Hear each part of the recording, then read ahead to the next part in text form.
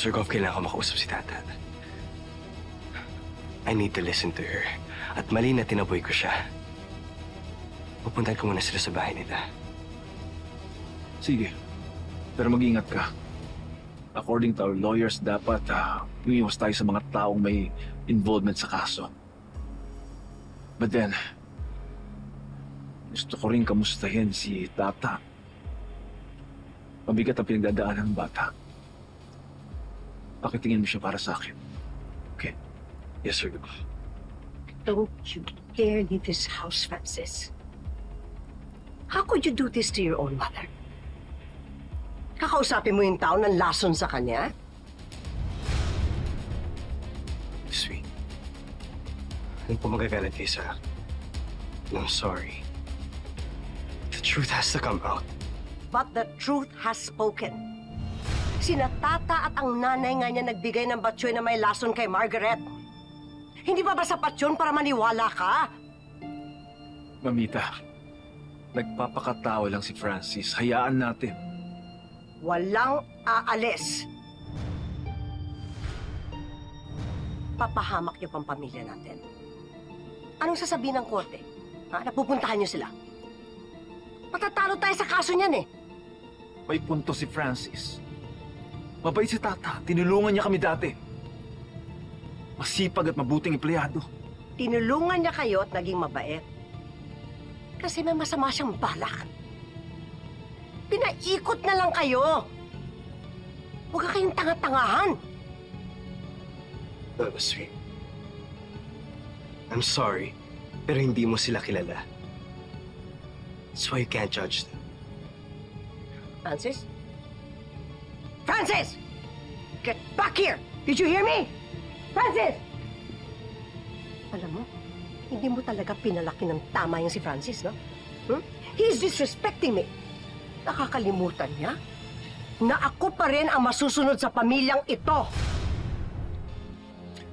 Yun ang pagkakamali ko. Sumunod ako sa'yo kaya naghiwalay kami, Carmen. This time, naniniwala ko kay Francis. Ang tigas taga ng ulo niya, no? I'm talking about Carmen. Hinahanap mo pa rin ang anak mo sa kanya. Wala na siya. Huwag ka nang umasa, Greg. Masasaktan ka lang.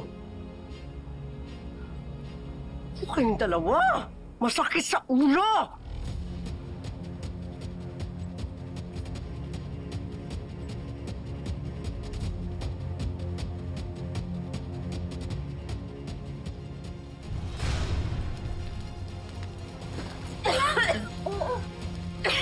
Dali lang. Bakit may usok? Ba't umusok? Suno! Kuya Sudan! Suno! Kuya Sudan! Suno! Sabi ka na! Sabi ka na! Sabi ka na! Sudan! Sunog! Sudan! Tulong! Sudan! Anong tata? Tata! Kuya! Kuya! Ibahin natin! Hindi makakapatay pa natin yung apoy! Tara na! Pwede na! Bye! Bye! Kuya! Tata, hindi! Tara na! Hindi, kuya! Yan na! Nagpapayakot tayo eh! Makakapatay pa natin yung apoy! Tara na! Hindi na! Hindi na! Hindi na! Kuya! Hindi na! Sige na! Labas na! Labas na! Apoy lang! Labas na! Apoy lang! Labas na!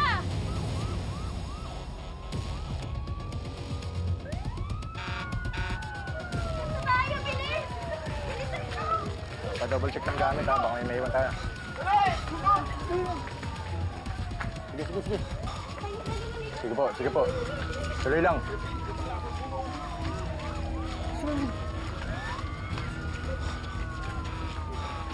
Sir, anong natabo dito? Nagkaroon ng sunog, sir. Yan, galing sa bahay na yan, oh.